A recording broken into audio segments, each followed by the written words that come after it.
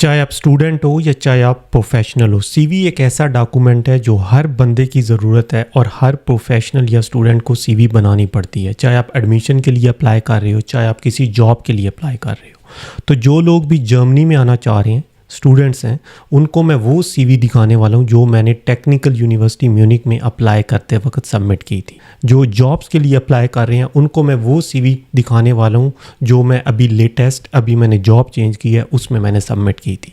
Basically idea ये है कि आप लोगों को ऐसी सीवी बनानी हो अपने ऑडियंस को सामने रख कर।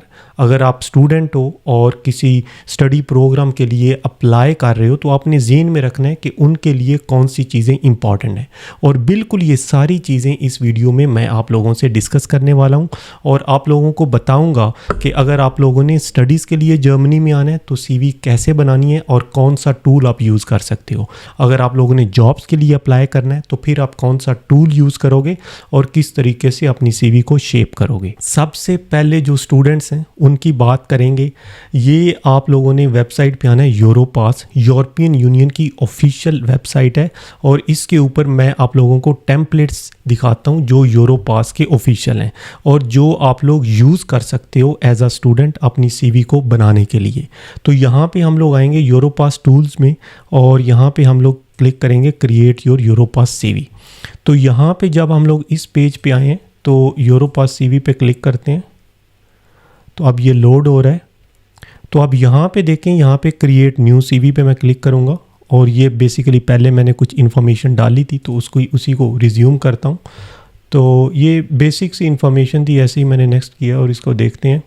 तो अब यहाँ पे आप लोगों को दिखाने का मकसद ये था कि ये चार, जब आप इसमें सारी अपनी इन्फॉर्मेशन डाल लोगे, अपना नाम, प्रोजेक्ट्स, अपना एक्सपीरियंस, एजुकेशन, तो ये इस तरीके से आप लोगों के पास चार ऑप्शंस रहती हैं ये वाली, और जो भी आप लोगों को एक सिंपल या जो भी अच्छा लगता है फॉर्मेट आप उसको यूज़ कर सकते हो। ये वो सीवी है जो मैंने बैक 2015 में अपने एडमिशन्स के लिए यूज़ की थी जर्मनी में।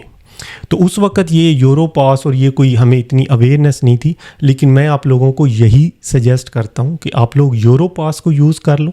और लेकिन ये है कि जिस तरीके से इंफॉर्मेशन डालनी है वो मैं आप लोगों को अभी बता देता हूँ। अच्छा, सबसे पहले जो इम्पॉर्टेंट चीज़ है, अगर आप किसी यूनिवर्सिटी में हो या अगर आप लोग कहीं पे काम कर रहे हो तो आप अपनी ऑफिशियल, अपनी एक तो आपकी जीमेल की ईमेल होगी वो भी लिख दो, और जो आपकी ऑफिशियल ईमेल है कंपनी की या यूनिवर्सिटी की वो भी आप लिखो। इससे एक अच्छा इंप्रेशन जाता है, ये मेरा ख्याल है। दूसरा जो इम्पोर्टेंट पॉइंट होता है सीवी बनाते वक्त वो होता है क्रोनोलॉजिकल ऑर्डर। जर्मन्स का एक स्पेसिफिक चीज़ है, वो आप लोगों को बेसिकली देखना चाहते हैं पूरी डिटेल में कि आपने कौन से साल में क्या किया। अगर आपने कोई गैप ईयर भी लिया तो आपने उसको भी लिखना है। अब जैसे यहाँ पे देखें, ये एफएससी और उसके बाद एक और एक्स्ट्रा साल मैंने लगाया था और उसके बाद फिर ये बीएस। तो इस तरीके से आप लोगों ने पूरा क्रोनोलॉजिकल जो ऑर्डर है वो आप लोगों ने मेंटेन रखना है, और पूरी डिटेल में जो सीक्वेंस है, जितने ईयर्स आप लोगों ने जैसे जैसे काम किया, जो भी किया अपनी एजुकेशन का, वो वैसे लिखना है। और ये वर्क एक्सपीरियंस की बात करें तो यहाँ पे भी आप लोगों ने इसी तरीके से ये सीक्वेंस में ये चीज़ें लिखनी है, और जो लेटेस्ट इन्फॉर्मेशन होगी वो सबसे ऊपर आएगी और उसके बाद फिर नीचे जो आपका हिस्ट्री होगी वो उसी तरीके से नीचे आएगी। और एक और चीज़, इस सीवी की लेंथ कितनी होनी चाहिए।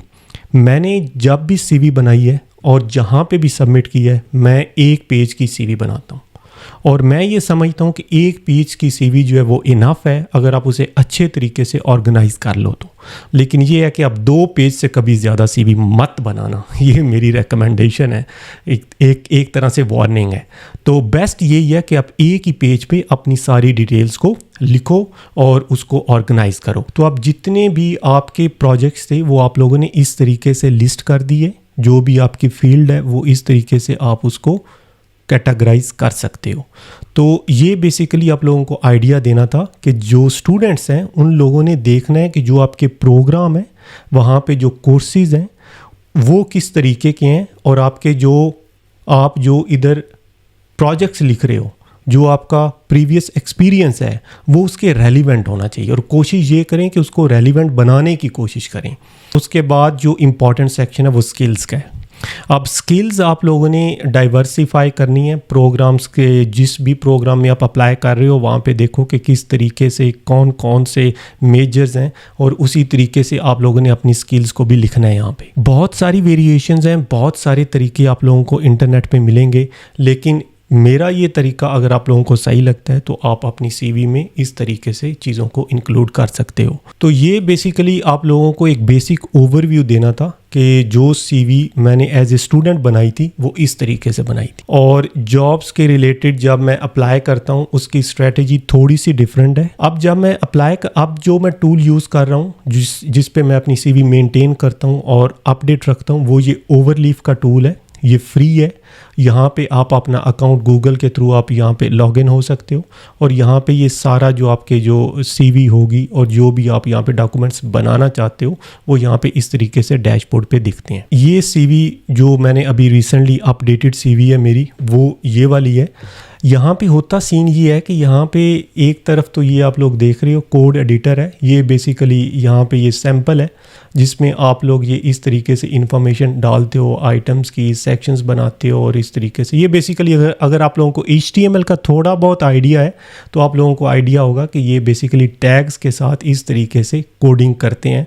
ये कोई मुश्किल कोडिंग नहीं है, ये सिंपल टैग्स हैं सेक्शंस के, और अगर आप इसको विजुअल एडिटर में देखना चाहो तो ये ऐसे दिखाई देता है।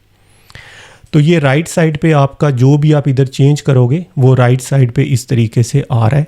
और अब मैं आप लोगों को दिखाता हूँ, ये देखें ये बिल्कुल प्लेन सिंपल सी है और इसको मैंने और अभी देखें मेरा इतना एक्सपीरियंस भी हो गया तो अभी भी मेरी सीवी 1 पेज की है। मैंने सेक्शंस किस तरीके से कैटेगराइज किए हैं, एक तरफ मैंने ये अपना विजन लिखा है, ये इसको ऑब्जेक्टिव भी आप लिख सकते हो, और 2 सेक्शन बने। एक तरफ ये जो पूरा ये सिर्फ एक्सपीरियंस वाला है और एक्सपीरियंस मैंने इस तरीके से लिखा है क्रोनोलॉजिकल ऑर्डर में, और कोई गैप आ रहा है आपने वो भी लिखना है क्योंकि गैप इंपॉर्टेंट है। जो बंदा आपका रिक्रूटर है वो हर चीज़ देख रहा होता है कि ये जो यहाँ पे एजुकेशन है, अब जब भी मैं अप्लाई करता हूँ जो मेरी हाईएस्ट डिग्री है बस वो एक रेलिवेंट होती है और मैं सिर्फ वो ही लिखता हूँ। उसके बाद देखें ये वाला जो टूल है ये कमाल का टूल है, यहाँ पे आप जो है ना अपने लिंक्स भी डाल सकते हो डायरेक्टली। अब ये देखें ये मेरी पर्सनल वेबसाइट है जो ब्लॉग्स वगैरह की है, तो ये डायरेक्टली लिंक जिस रिक्रूटर के पास भी ये वाली जो सीवी जाएगी तो वो अपने लैपटॉप पे कंप्यूटर पे जैसे ही ओपन करेगा तो ये सारे लिंक्स ऐसे नज़र आ रहे होंगे। ये लिंक्डइन का लिंक है, गिटहब का लिंक है,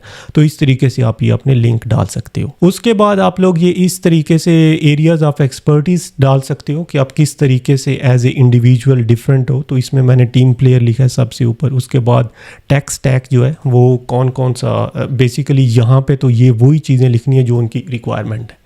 कोई भी जॉब है उसमें लिखा होता है कि ये आप में स्किल्स होनी चाहिए, तो वो सारी स्किल्स आप लोगों ने यहाँ पे लिखनी है। और ये सिर्फ लिखनी नहीं होती, ये आप लोगों ने प्रूव भी करना होता है जब आपका इंटरव्यू होगा, लेकिन सीवी सिलेक्शन के लिए ये चीज़ें ज़रूरी हैं। तो ये इस तरीके से मैंने कोशिश की है कि ये एक सिंप्लीफाइड वर्जन हो। अब ये जो पूरी कहानी मैंने आप लोगों के साथ शेयर की है सीवी बनाने की, तो जब भी आप सीवी बनाओ, चाहे आप स्टूडेंट हो या चाहे आप जॉब के लिए अप्लाई कर रहे हो, तो आप लोग इन चीज़ों का ध्यान रख सकते हो जो मैंने इस पूरी वीडियो में आप लोगों से डिस्कस की हैं। तो अगर मैं इस पूरी वीडियो को समराइज़ करूं तो वो ये है कि आप लोगों ने 1 पेज की सीवी बनानी है, कोशिश करना है। दूसरा पॉइंट ये है कि आप लोगों ने जो क्रोनोलॉजिकल ऑर्डर है, जो आपका हिस्ट्री है, उसमें कोई गैप नहीं होना चाहिए, वो आप लोगों ने पूरा लिखना है। इस चीज़ का ध्यान रखना है कि आपके ऑडियंस कौन से हैं। अगर आपके ऑडियंस यूनिवर्सिटी है, कोई स्पेसिफिक कोर्स है यूनिवर्सिटी का, तो उस चीज़ को आप लोगों ने ज़हन में रख के सारी डिटेल्स लिखनी है, अपनी स्किल्स और प्रोजेक्ट्स और बेसिकली जो भी आप लोग सारी इन्फॉर्मेशन लिखोगे। और जब आप जॉब के लिए अप्लाई कर रहे हो तो उसमें भी ऑडियंस को ज़हन में रखना है। जॉब डिस्क्रिप्शन में जो सारी रिक्वायरमेंट्स गिवन है उन चीज़ों को ज़हन में रख के आप लोगों ने अपनी सीवी में वो चीज़ें लिखनी है। तो अब यार इस वीडियो को यहाँ पे एंड करते हैं। इसके अलावा अभी आप लोगों का फिर भी कोई क्वेश्चन रहता है सीवी बनाने के रिलेटेड, या एक अच्छी सीवी आप कैसे बना सकते हो, तो वो आप कमेंट सेक्शन में लिखो। Thanks for watching this video. Until next time, अल्लाह हाफिज़।